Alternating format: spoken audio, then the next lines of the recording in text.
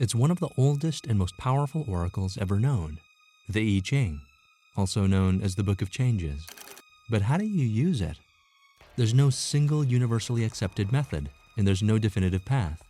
At the heart of much Eastern philosophy is the idea that many different paths can be valid. And with the I Ching, there are many different approaches you can take. For some, the book itself isn't used at all. Instead, they focus on interpreting the hexagram symbols as lines of yin and yang. Some approaches don't even need you to ask a question. You consult the oracle without any predefined agenda, and it tells you what you need to know in the moment. And so there's no hard and fast rules to any of this, but that's also what makes it so flexible and so powerful. The I Ching is a personal oracle. To use it is to cultivate a personal connection with it in a way that resonates with you. And because all of this can be overwhelming for a beginner, in this video, I'll show you one of the ways I learned to use the I Ching. But I have to emphasize that this is only a starting point, and the goal is for you to find your own way that connects and resonates with you. Before we get into the specifics of the I Ching reading, let's look at two approaches that are often taken: the divination approach and the psychological approach.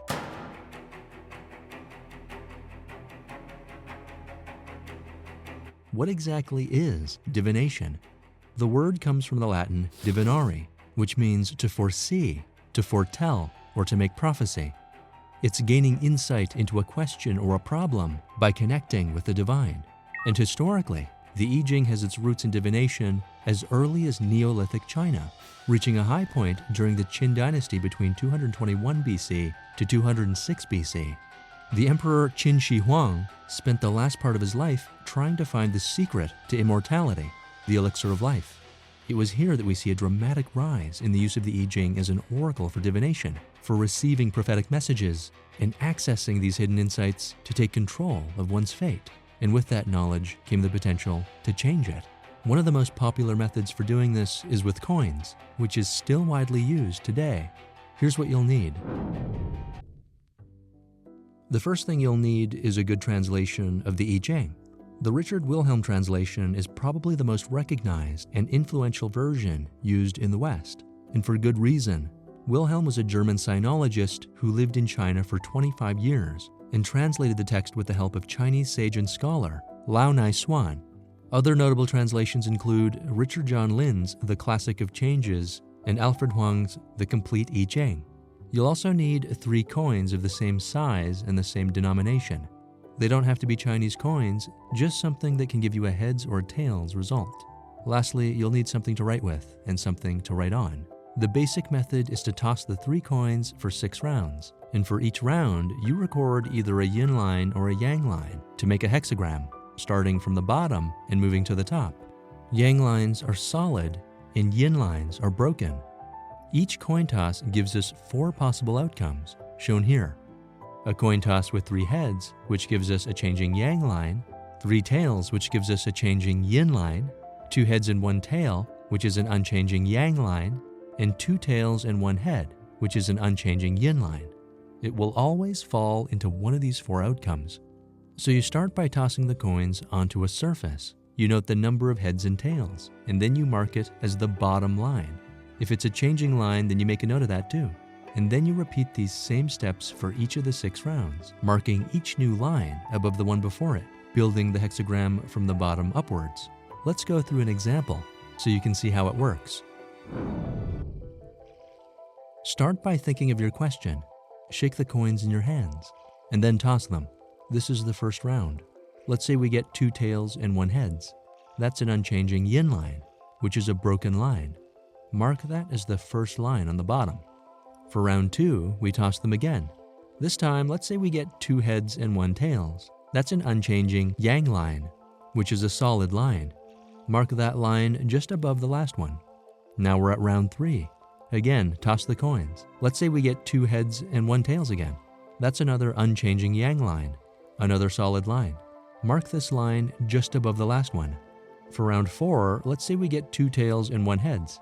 That's an unchanging yin line, a broken line. Again, we mark that above the last line. For the 5th round, let's say you get 2 heads and 1 tails. That's an unchanging yang line, a solid line. And again, we mark that one above the last line. And for the sixth and final round, let's say you get 3 heads. That's a changing yang line. Mark that above the last line and make a note that it's a changing line. That'll be important in a moment. So this is our hexagram. We look it up in our hexagram table, which you should be able to find in your version of the I Ching, and we find that we have hexagram 57. So there are 2 possibilities at this point. If there are no changing lines in your hexagram, then we call this a locked hexagram. Traditionally, a locked hexagram means that all the factors involved in your question are already in play, and so the answers given for your hexagram represents all the information that the oracle can give you in this moment. But if your hexagram has any changing lines, then it means that not all the factors involved in your question have come into play. Things are still changing, and other factors are still coming into the picture. We call this a changing hexagram, and in this case, we make a second hexagram by reversing the changing lines in the first one and keeping all the other lines the same. So in our example, we have a changing hexagram, and so we reverse the changing line to make a second hexagram while keeping all the other lines the same. When we look this up in our table, we find that this gives us hexagram 48. So we have 2 hexagrams, 57 and 48. How do we read this using the Book of Changes? You'll find that the book has a main explanation for each hexagram, and it also has an explanation for 6 different lines. If you have a locked hexagram, then you read the main explanation only. But if you have any changing lines, then you also read the explanation for the corresponding line. And lastly, you would also read the main explanation for the second hexagram. In our example, we have hexagram 57, so we would read the commentary section for hexagram 57 in the Book of Changes. And because there's a changing line on number 6, we would also read the explanation for the 6th line. In our case, because it's also a changing hexagram, we also read the main explanation for the second hexagram, which is hexagram 48. Now it's just a matter of reading and understanding what the oracle is telling you. Sometimes the answer is clear and immediate, but other times it's not so obvious. I find that it's useful to reflect on your answers. The I Ching often speaks in symbols and metaphors, and it can take time to really process what it means. But remember, there's no definitive set of rules. The whole point is to build your own personal connection to the I Ching. And this is just a starting point. The path will be different for everyone, and each person will take away different understandings and gain insights in their own way. Trust that whatever question you have, the I Ching will give you a meaningful answer. The first time I consulted the I Ching, I was amazed by how relevant and wise the oracle was to my situation. Give it a try and see what you find.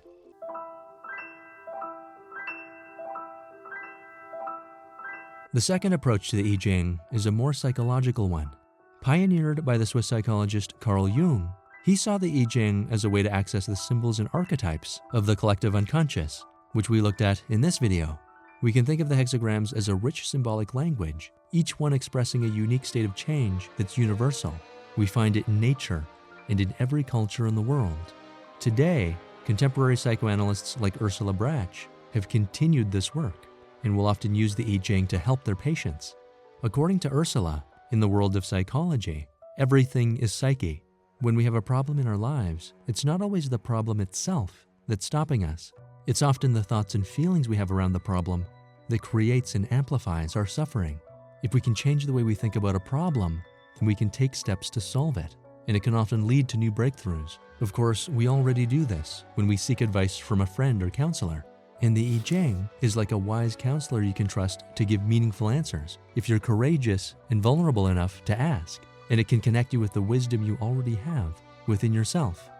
From a psychological perspective, it's not all that important which method you use to access a hexagram in the I Ching. You could even just open the book to a random page and find a hexagram on that page.